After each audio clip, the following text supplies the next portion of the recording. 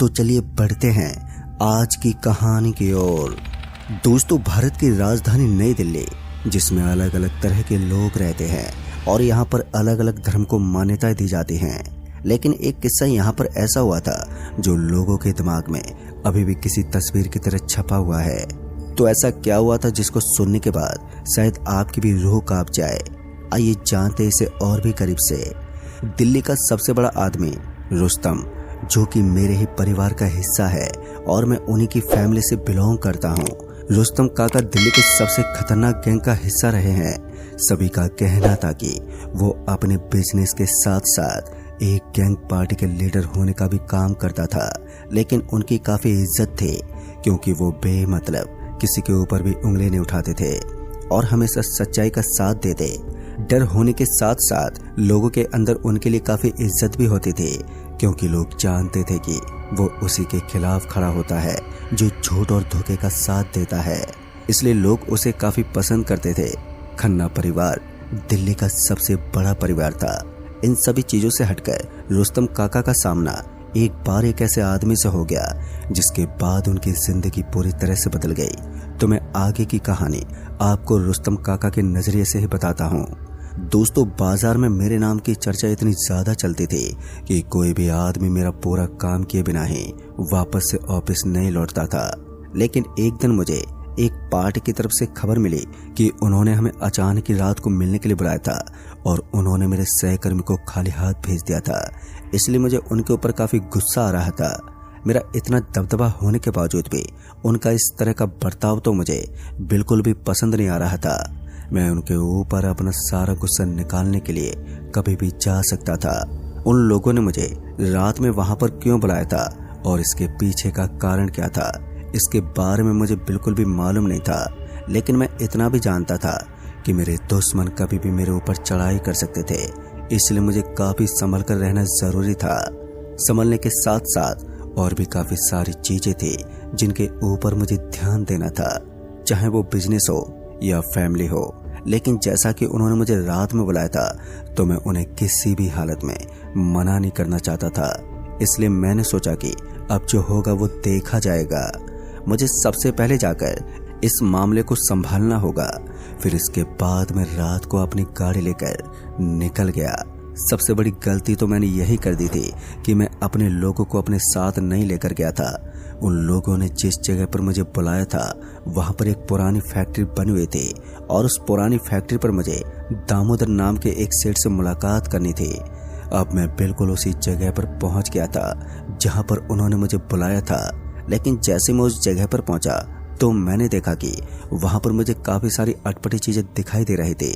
सच में वो इलाका काफी ज्यादा वीरान था और वहां पर मेरे अलावा कोई और नजर भी नहीं आ रहा था। और इसी बीच मुझे 3 से 4 महंगी महंगी गाड़ियां उस इलाके में आती हुई नजर आने लगी और उन गाड़ियों को देखकर एक बार के लिए मेरी सांसें तेज हो गई थी, क्योंकि ये वही गाड़ियां थी जो कि मेरी कंपनी के खिलाफ काम करती थी। यानी कि उन कंपनी की गाड़ी थी जो कंपटीशन के मामले में हमेशा हमें टक्कर देते थे।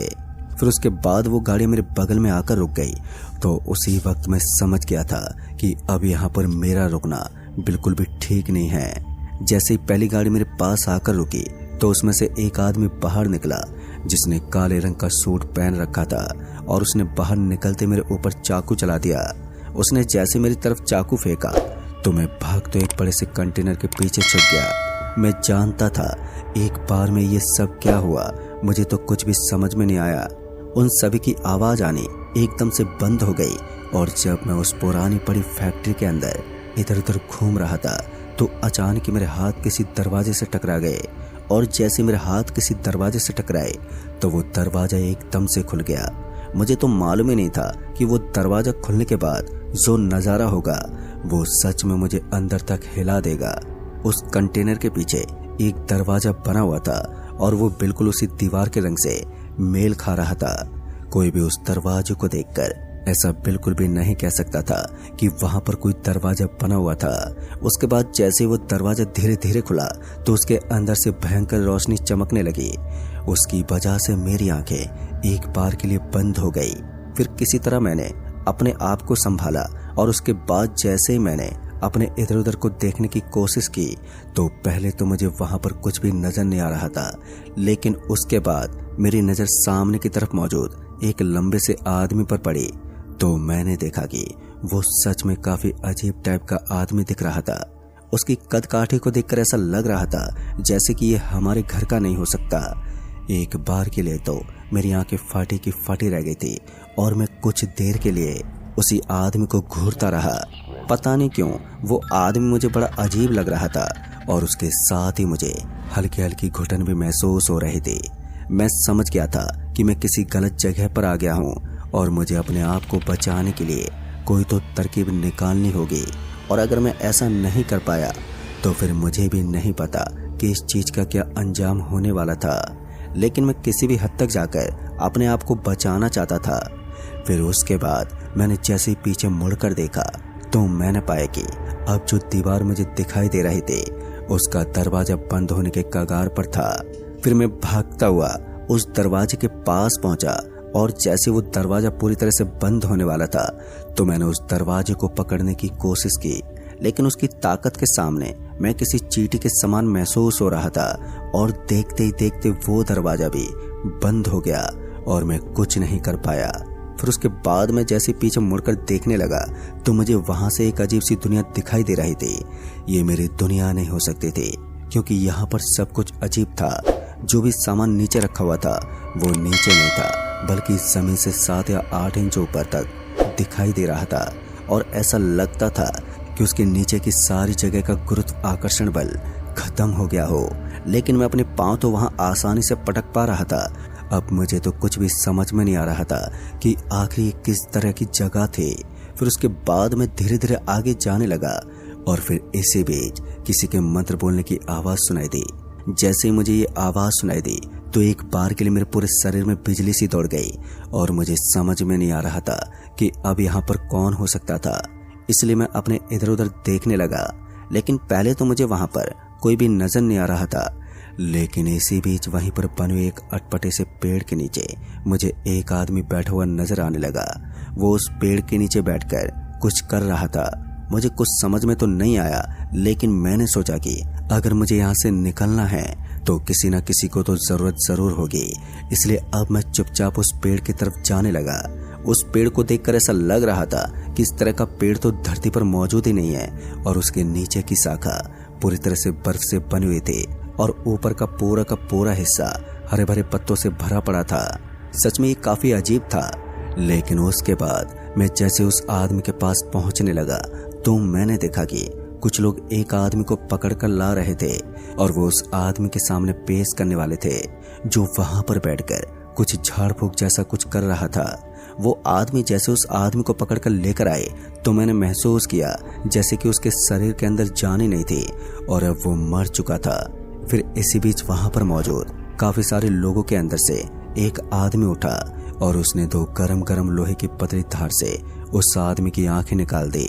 दोस्तों, ये भयानक और दिल दहला देने वाला नजारा देखने के बाद मेरे पैरों तले से जमीन खिसक गई और अब मेरा पूरा का पूरा शरीर ढीला पड़ने लगा था। मेरी हालत इस वक्त काफी ज्यादा खराब हो चुकी थी और मैं कुछ बोलने की स्थिति में नहीं था। और इसी बीच उन्हीं में से एक आदमी एक बार के लिए पलटकर मेरी तरफ देखने लगा। मैं समझ गया था कि इन लोगों का अगला लक्ष्य मैं ही बनने को रह गया हूँ, इसलिए मुझे अपनी जान बचाकर यहाँ से भागना पड़ेगा। इससे पहले कि मैं वहां से भाग पाता कि एक और अजीब नजारा मेरी आंखों के सामने पेश हुआ। तो मैंने देखा कि कुछ लोग एक आदमी को अर्थी पर लिटाकर उसे उसी आदमी के सामने पेश करने जा रहे थे। शायद वो आदमी मर चुका था और जिस चादर के ऊपर उसे लेटाया गया था वो पूरी की पूरी खून से भर चुकी थी। और ये नजारा एक नॉर्मल इंसान को डराने के लिए काफी होता है, पता नहीं, लेकिन अब मेरे पैरों में सूजन आने लगी थी और अब मैं वहां से 1 इंच भी आगे नहीं जा पा रहा था। ऐसा लग रहा था जैसे कि इन लोगों के झाड़ फूक का असर मेरे ऊपर भी होने लगा था। पर ना जाने कहां से मेरे बगल से 2 आदमी आ गए और उन्होंने मुझे एकदम से उठा दिया। मुझे इस बात का अंदाजा नहीं था कि मेरे पीछे से कुछ लोग भी आ रहे थे। उन्होंने मुझे कुछ इस कदर उठाया था कि मैं अपने सेल्फ डिफेंस को उनके सामने जाहिर भी नहीं कर पाया। एक पल के अंदर ही उन्होंने मुझे अचेत कर दिया और मैं कुछ भी नहीं कर पाया। फिर दूसरी बार जब मैंने अपनी आंखें खोलकर देखा तो इस बार मैंने पाया कि अब मैं उस आदमी के सामने बैठा हुआ था जो आदमी यहाँ का सबसे खतरनाक और मौत का सौदागर लग रहा था। पता नहीं क्यों, लेकिन उस आदमी को देखते मेरे पूरे शरीर में एक सनसनी सी मच गई थी। मुझे इतना तो मालूम हो गया था कि अब ये हैवान मेरी आंखें निकाल लेना चाहता है, लेकिन मैं इतनी जल्दी उनके सामने आत्मसमर्पण नहीं करने वाला था। मैं पूरी हिम्मत करके उसका सामना करने की कोशिश कर रहा था, लेकिन शायद मैं गलत था, क्योंकि काफी देर तक अपने हाथ पैर फेंकने के बाद भी मुझे इतना तो समझ में आ गया था कि मैं यहाँ पर कुछ नहीं कर सकता। फिर उसके बाद वहां पर मौजूद उन्हीं लोगों में से एक आदमी अजीब सी आवाज में दूसरे आदमी को कुछ कहने लगा। अब मुझे उनकी बातें तो बिल्कुल भी समझ में नहीं आ रही थी, लेकिन मैं उनकी हरकतों से इतना तो समझ गया था कि जो बाकी लोगों के साथ यहाँ पर चल रहा था कुछ ऐसा ही मेरे साथ होने वाला था। या तो वो मेरी आंखें निकालने वाले थे या फिर मुझे जिंदा ही जमीन के अंदर गाड़ना चाहते थे। दोस्तों, इस स्थिति में मैं अपने आप को बचाने की कोशिश तो कर रहा था, लेकिन उसके बाद उन्हीं में से एक आदमी वही लोहे की पतली और गरम गरम धड़ सरिया लेकर मेरी तरफ बढ़ने लगा। मैं समझ गया था कि अब मैं अपनी आंखें खो दूंगा, जिस वजह से मुझे रोना आ रहा था।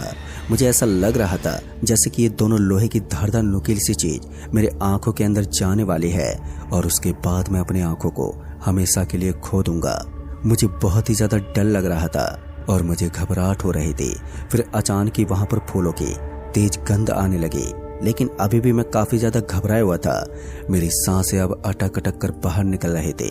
मेरा पूरा शरीर अब हल्का फुल्का भी काम नहीं कर रहा था। मैं पूरी तरह से घुटने टेक चुका था।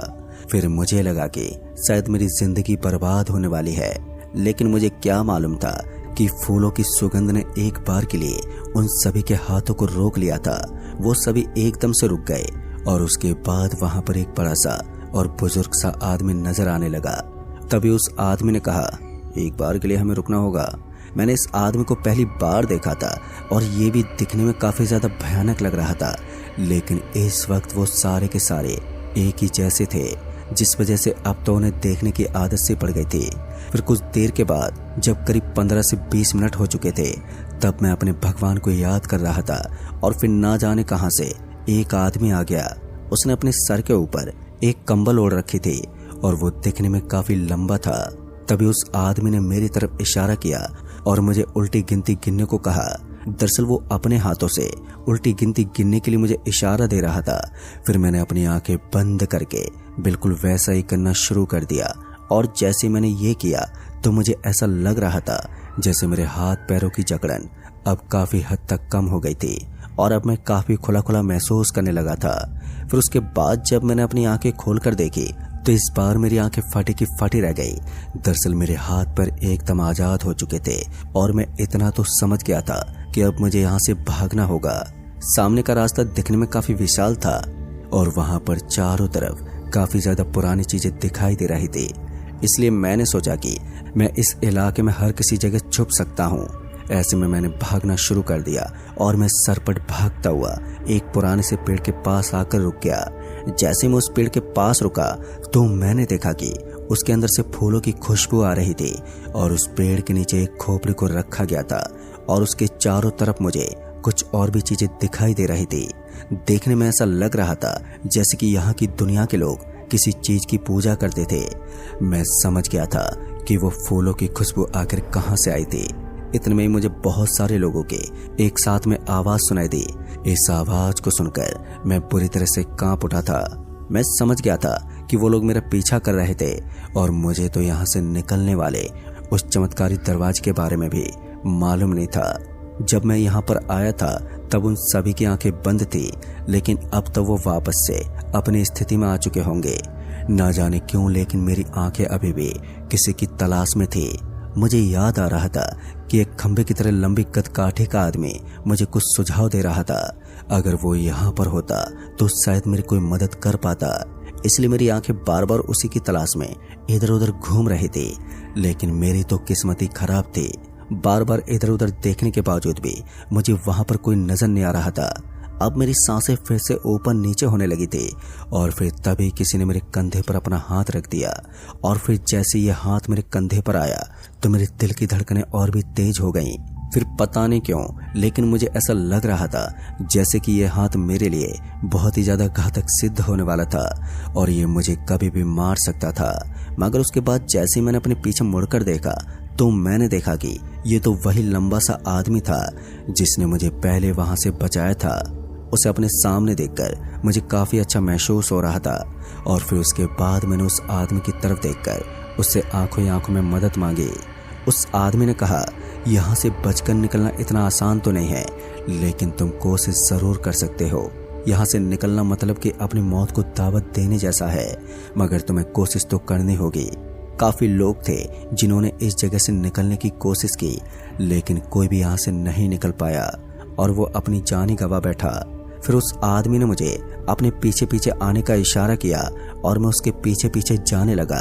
अभी मैं उस आदमी के पीछे पीछे चलता जा रहा था और फिर उसके बाद वो आदमी मुझे एक बड़े से पीपल के पेड़ के नीचे लेकर पहुंच गया। जैसे मैंने उस पेड़ को देखा तो मैंने पाया कि वो पीपल का पेड़ देखने में बहुत ही विशाल था। उसकी शाखाएं लंबी लंबी थी और उसने काफी सारी जमीन को अपने अंदर ढक के रखा हुआ था। फिर उसने अपने हाथ से इशारा करते हुए कहा, देखो अगर तुम्हें अपनी जान बचानी है तो तुम्हें इसी पीपल के अंदर से जो दरवाजा खुलता है उसके अंदर प्रवेश करना होगा। लेकिन याद रहे ये बहुत ही ज्यादा मुश्किल काम है। तुम्हें पूरी रात उन लोगों से बचकर रहना होगा जो तुम्हें मारने की फिराक में है, क्योंकि वो लोग तुम्हारी बलि देना चाहते हैं। दोस्तों, उस आदमी की बात सुनने के बाद मुझे और भी ज्यादा घबराहट हो रही थी, लेकिन मुझे कोशिश तो किसी भी हालत में करनी ही थी। इसलिए मैंने उस आदमी के सामने अपनी गर्दन हिलाते हुए हाँ में जवाब दिया।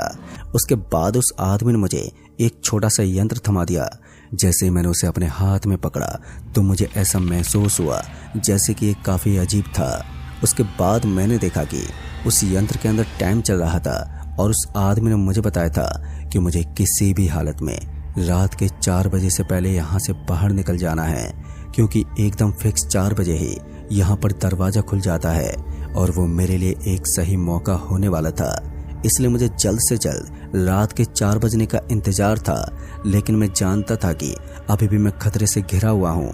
इसलिए मैं बड़े ही संभल कर इधर उधर टहल रहा था। फिर उसके बाद ना जाने वो आदमी कहाँ पर गायब हो गया और मैं जाते वक्त उससे पूछना चाहता था कि वो मेरी मदद क्यों कर रहा है, लेकिन अभी भी मैं उससे इस बात के बारे में जानकारी नहीं ले पाया था। करीब आधा घंटा बीत गया था और अचानक मुझे ऐसा लगने लगा जैसे कि वहां की जमीन के अंदर से कुछ हरकत होने लगी थी। ऐसा लग रहा था जैसे कोई बहुत ही तेज गति से जमीन को पीटता जा रहा था और उसके बाद जमीन के अंदर गड्ढे होने लगे। एक बार के लिए तो मेरा पूरा शरीर ही सुन्न हो गया था, लेकिन उसके बाद मैं जल्दी से भागता हुआ एक कोने में जाकर खड़ा हो गया। वहां पर एक लंबा और घना सा पेड़ था और मैं उसी के बगल में खड़ा होकर ये सब देख रहा था। तभी मैंने देखा कि जैसे वो जमीन उखड़ रही थी तो जमीन के अंदर से कुछ लोग बाहर निकल गए और ये वही लोग थे जिन्होंने मुझे पहले ही बलि पर चढ़ाने का प्लान बनाया हुआ था। उनको देखते मेरे रोम रोम में डर का खून बहने लगा, लेकिन मैं अभी भी अपनी जान को जोखिम में डालते उन्हें देखता जा रहा था। मेरा पूरा शरीर कांप रहा था, लेकिन इस वक्त मेरा धैर्य ही मुझे जिंदा रख सकता था। इसलिए मैं उम्मीद लगाए बस उन्हें देखता जा रहा था। फिर कुछ देर के बाद वो सभी लोग फिर से उसी जमीन के अंदर जाने लगे और ये सब देखकर मुझे अच्छा लग रहा था। मुझे ऐसा लग रहा था जैसे कि मेरे रास्ते के कांटे साफ हो गए थे और अब मैं खतरे को पूरी तरह से टाल चुका था। लेकिन मैं इस बात को नहीं जानता था कि यहाँ के लोग किस तरह के होते हैं और ये कभी भी कुछ भी कर सकते हैं। जहाँ तक मुझे अंदाजा था मुझे तो ऐसा ही लग रहा था कि अब मैं आसानी से बच जाऊंगा। इसलिए मैं वापस से उस पेड़ से निकलने लगा। फिर करीब 2 घंटे बीत गए। सब कुछ ठीक चल रहा था और अब तो ऐसा लग रहा था जैसे कि मेरे साथ कोई अनहोनी नहीं होगी। लेकिन फिर इस बार जो हरकतें हुई उसे देखकर मेरे पैरों तले जमीन खिसक गई। उस वक्त रात के 4 बजने को हो गए थे और शायद अब वो दरवाजा भी खुलने वाला था। इसलिए मैं बेसब्री से उसी का इंतजार करने में लगा हुआ था। लेकिन जैसे 3:57 हुए तो मैंने देखा कि एक बहुत ही बड़ा सा आदमी उस लंबे और घने से पेड़ के बगल में आकर खड़ा हो गया था। उसके साथ साथ एक दूसरा आदमी भी था जिसने अभी यही हरकत दिखाई थी और वो भी उसके साथ साथ उस स्थान पर आकर खड़ा हो गया था। दोस्तों, ये देखकर मुझे काफी अजीब लगा, लेकिन मैं कुछ भी बोल नहीं सकता था। इसलिए मैं उनको एकटक देखने लगा और थोड़ी देर तक तो सब कुछ नॉर्मल चलता रहा, लेकिन जैसे 2 मिनट बीते और 3:59 हो गए, तब जाकर मुझे भी उस दरवाजे के अंदर प्रवेश करना था। इसलिए मैं उस बड़े से पेड़ के पीछे से बाहर निकल गया और उस दरवाजे की तरफ बढ़ने लगा। तभी मैंने देखा कि अब उस पेड़ की आकृति के अंदर एक रोशनी वाला दरवाजा बन गया था और इसी दरवाजे से मुझे अपने संसार में वापस आना था। मैंने भगवान का नाम जपना शुरू कर दिया था और मैं जल्दी से भागने लगा। इससे पहले कि मैं उस दरवाजे तक पहुंच पाता तो 2 हाथों ने मेरे रास्ते को रोक लिया और फिर वो मुझे पीछे की तरफ खींचने लगे। लेकिन अब मैं रुकने वाला नहीं था। मैंने मन ही मन भगवान हनुमान जी का नाम जपना शुरू कर दिया था और फिर मेरे हाथ में जो यंत्र था मैंने जोर से उसे ऊपर की तरफ उछाला, पर मुझे नहीं मालूम था कि वो यंत्र कुछ इस तरह का कमाल कर सकता था। जैसे वो यंत्र ऊपर उछलकर नीचे गिरा तो उसके साथ बहुत ही तेज धमाका हुआ और उस धमाके के अंदर जिन लोगों ने मुझे रोकने की कोशिश की थी वो सारे जलकर राख हो गए और मैं उस दरवाजे में घुस गया। जैसे मैं उस दरवाजे के अंदर गया तो मुझे ऐसा लगा जैसे मैं आसमान की ऊंचाइयों से नीचे गिर रहा हूँ। जब मैंने अपनी आंखें खोल कर देखी तो मुझे महसूस हुआ कि मैं वहीं वापस आ गया हूँ जहाँ पर उन लोगों ने मुझे बुलाया था, लेकिन अब वहाँ पर कोई नहीं था। वहाँ से सब लोग जा चुके थे और मैं भी उस पुरानी फैक्ट्री से बाहर निकला और अपने लोगों को फोन करके बाहर निकल आया। लेकिन दोस्तों, इस घटना के बाद मैं इतना तो जान गया था कि चाहे आदमी कितना भी बड़ा हो जाए, लेकिन ऊपरी शक्ति के सामने वो हमेशा छोटा ही रहता है। और अब तो मैं अकेला किसी भी हालत में किसी भी जगह पर नहीं जाता। तो दोस्तों, इस कहानी में बस इतना ही। कहानी आपको पसंद आई हो तो वीडियो को लाइक शेयर जरूर कर दें और साथ ही हमें नीचे कमेंट बॉक्स में जरूर बताएं। जल्द ही मिलूंगा ऐसी एक और नई कहानी के साथ। तब तक के लिए बाय एंड टेक केयर।